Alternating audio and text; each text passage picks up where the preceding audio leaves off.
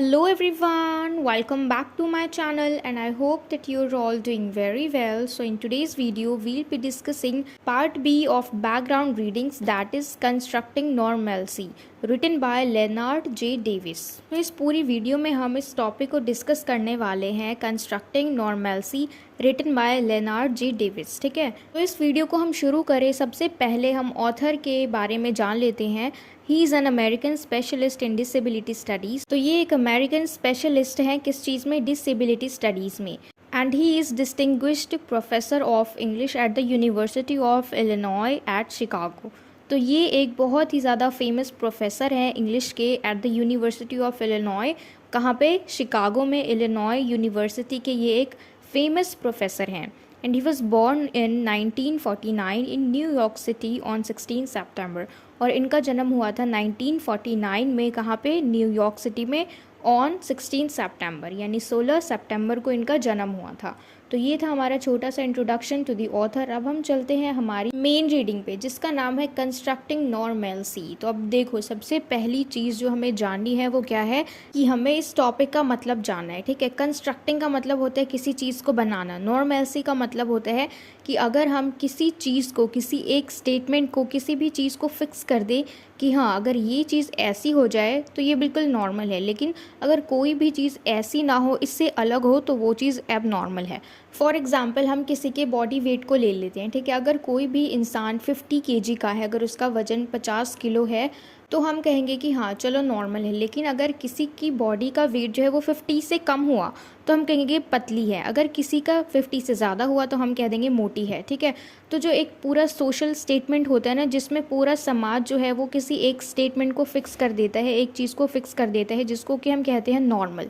ठीक है, क्योंकि देखो सबका अपना अपना बॉडी टाइप होता है, तो सबके अकॉर्डिंग नॉर्मल चीज़ क्या है वो उनको खुद को पता होती है। लेकिन अगर हम पूरी सोसाइटी के हिसाब से बोले, पूरी दुनिया के हिसाब से देखें, तो वो चीज़ नॉर्मल नहीं होती है। सबको क्या लगता है कि नहीं ये अब नॉर्मल है, ये ज़्यादा पतली है, वो ज़्यादा मोटा है, इसको 50 होना चाहिए, 50 तो नॉर्मल होते हैं। ठीक है, तो इस तरीके से जो हम खुद से कंस्ट्रक्ट कर देते हैं ना नॉर्मैलिटी को, कि अगर ये चीज़ ऐसी है तो ये नॉर्मल है, अगर ये चीज़ ऐसी नहीं है तो ये चीज़ एब नॉर्मल है। तो ऐसा ही जो हमारे ऑथर हैं वो क्या कहना चाह रहे हैं कि हम डिसेबिलिटी को भी एब नॉर्मल कह देते हैं। ठीक है, क्योंकि देखो वो लोग अपनी ज़िंदगी अपने हिसाब से जी रहे हैं, उनका जो बॉडी टाइप है वो अलग है। अगर उनमें कुछ कमी है तो उनको उस कमी के साथ जीने की आदत है और उनके लिए अब ये चीज़ नॉर्मल हो चुकी है। ठीक है, उनको आदत हो चुकी है, तो हम उनको देख के ये नहीं कह सकते कि नहीं ये नॉर्मल नहीं है, ये लोग तो अब नॉर्मल है।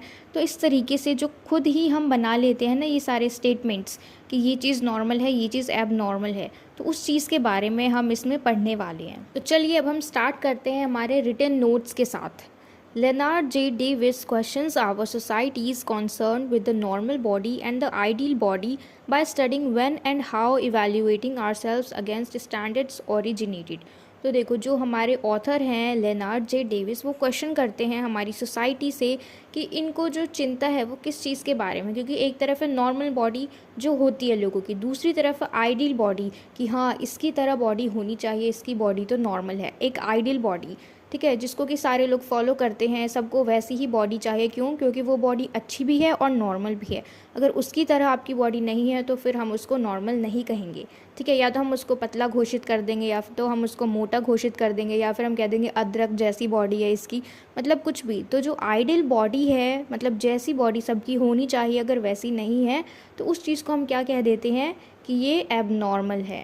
And he challenges our societies concern with the normal body and the ideal body by studying when and how measuring ourselves against norms originated, as well as pointing to numerous definitions of disability as specific departures from a created normal। तो इसमें भी देखो same चीज़ कही गई है कि किस तरीके से जो नॉर्मल बॉडी है, देखो नॉर्मल बॉडी हमेशा कम ही मिलती है देखने को।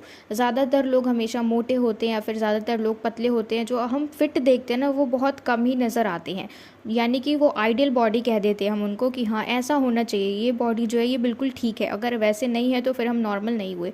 तो जो हमारे ऑथर हैं वो कहते हैं कि नॉर्मली तो हम बॉडी को लेके बता देते हैं एक दूसरे को कि नॉर्मल है, अब नॉर्मल है, और यही चीज़ हम काफ़ी सारी बातें बोलते बोलते यही सारी चीज़ें हम फिर डिसेबिलिटी तक भी लेके चले जाते हैं, और उनके लिए भी हम काफ़ी सारे डेफिनेशंस बना देते हैं कि अगर वो डिसेबल्ड है और हमारे पास पूरी बॉडी है, हम एबल बॉडीड है, तो हमसे तो वो बिल्कुल अलग है, यानी वो लोग भी एबनॉर्मल है। तो ये सारे नॉर्म्स जो हम खुद क्रिएट करते हैं, रूल्स जो हम खुद क्रिएट करते हैं, अगर ये मैच नहीं होती है आइडियल बॉडी से, अगर जो नॉर्म्स हैं वो मैच नहीं होती है, यानी बाकी सारी बॉडीज़ जो है, बाकी सब जो है वो सब एबनॉर्मल है, ठीक है।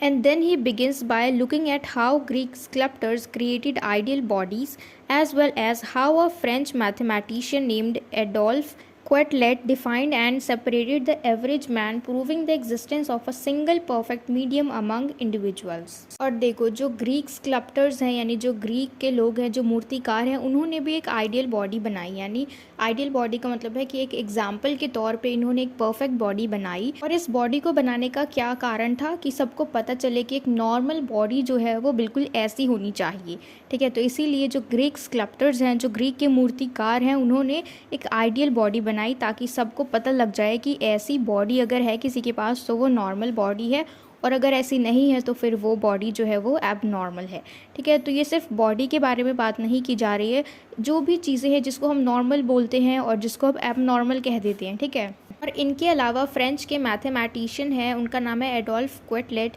इन्होंने भी देखो एवरेज मैन को एक डेफिनेशन दे दी है, इनको भी अलग कर दिया है। And he is proving the existence of a single perfect medium among individuals, यानी कितने सारे इंडिविजुअल्स में कोई सिंगल परफेक्ट मीडियम है। And this brings us today's discussion of the eugenics movement. अब यूजेनिक्स का क्या मतलब होता है, देखो, we transfer good characters to generation with the help of principle of genetics, यानी जीन्स के थ्रू हम अच्छे कैरेक्टर्स को ट्रांसफ़र करते हैं अपनी जनरेशन टू जनरेशन में, ठीक है। और ऐसे में क्या होगा, यूजेनिक्स में देखो क्या होता है कि जो अच्छे लोग हैं, जो अच्छे संस्कारी लोग हैं, जो इंटेलिजेंट लोग हैं, सिर्फ वो ही शादी करें, ताकि उनके आने वाली जो जनरेशन है वो भी उनकी तरह अच्छी हो, समझदार हो, इंटेलिजेंट हो, है ना, एक्टिव हो। लेकिन ये इम्पॉसिबल है बिल्कुल, ठीक है, ये पॉसिबल नहीं है, क्योंकि शादी तो देखो सब करते हैं।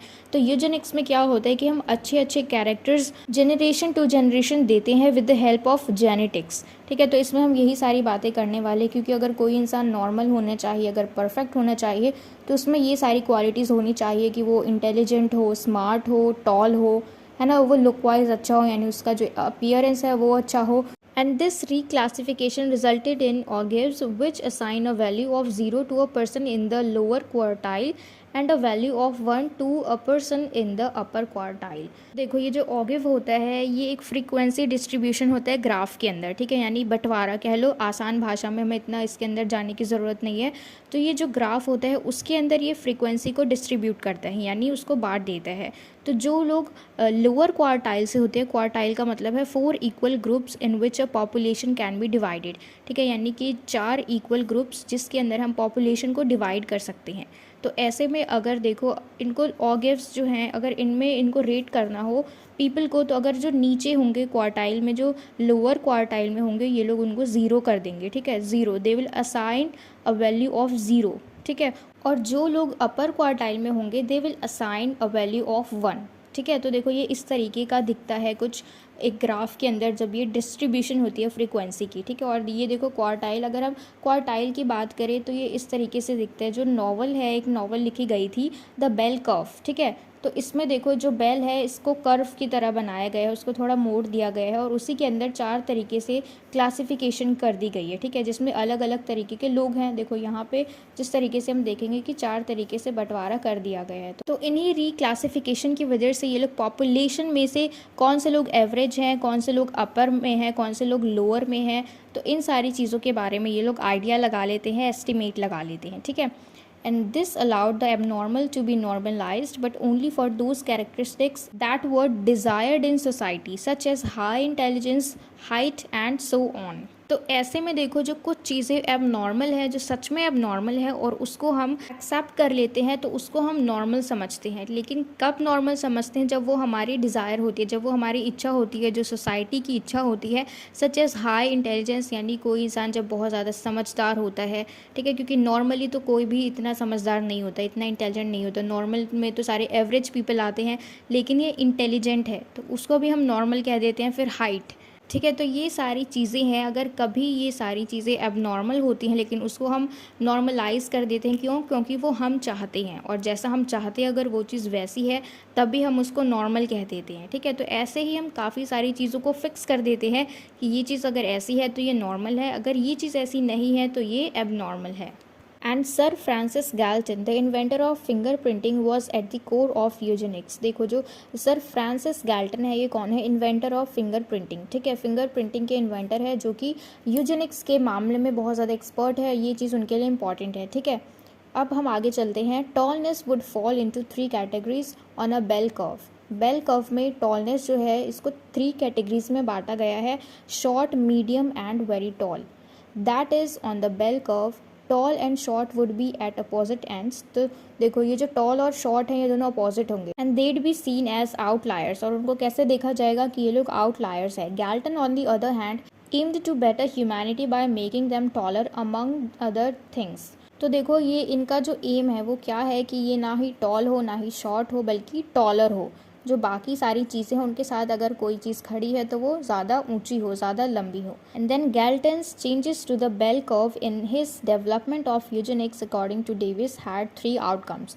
तो देखो ये जो 3 आउटकम्स हैं ये हमारे बहुत ज़्यादा इंपॉर्टेंट है। सबसे पहला क्या है, normal bodies give birth to deviant bodies, कि जो नॉर्मल बॉडी है वो किस तरीके के बॉडी को जन्म देते हैं, अनयूजुअल, जो अलग होते हैं थोड़े, ठीक है, जो यूजुअल से अलग होते हैं, जो नॉर्मल से थोड़े अलग होते हैं, यानी हम कह सकते हैं अब नॉर्मल। सेकेंड है the concept of standard drives the bodies natural variety through a stricter template that directs how the body should be. यानी जो कॉन्सेप्ट है स्टैंडर्ड ड्राइव्स का, जिसमें कि जो नेचुरल बॉडी होती है और नेचुरल बॉडी में वेराइटीज़ होती है, यानी सबकी बॉडी जो है वो अलग होती है, लेकिन नेचुरल तो होती है ना, कोई मोटा पतला छोटा लंबा होता है, लेकिन वो सब नेचुरल होते हैं, ठीक है, और उसके अकॉर्डिंग फिर वो लोग डिसाइड करते हैं कि किस बॉडी को कैसा होना चाहिए।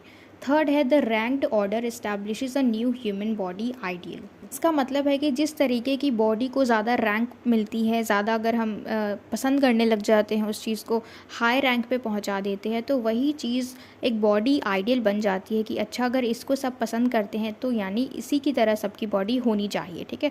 तो ये चीज़ इस्टेब्लिश करती है कि एक ह्यूमन बॉडी कैसी होनी चाहिए। तो इस वीडियो में हमने देखा कि किस तरीके से हम ह्यूमंस खुद ही नॉर्मलसी को बनाते हैं, यानी हम खुद ही कंस्ट्रक्ट करते हैं नॉर्मलसी को, खुद ही हम इन सारी चीज़ों में डिफरेंसेस ला देते हैं कि नॉर्मल चीज़ क्या है और एबनॉर्मल क्या है, हम खुद ही करते हैं और फिर बाद में हम खुद ही रोने लग जाते हैं बैठ के कि अरे वो ऐसा होना चाहिए था लेकिन देखो मैं ऐसी नहीं हूँ, मतलब हम खुद ही सब कुछ करते हैं, ठीक है। तो आज की इस वीडियो में इतना ही, और मुझे पूरी उम्मीद है कि आपको ये पूरी वीडियो अच्छे से समझ में आई हो, and if so then please let me know in the comment box if you like this video and share it with your friends as well so that they can get help from it, and don't forget to subscribe my channel, and till we meet in the next video, keep learning.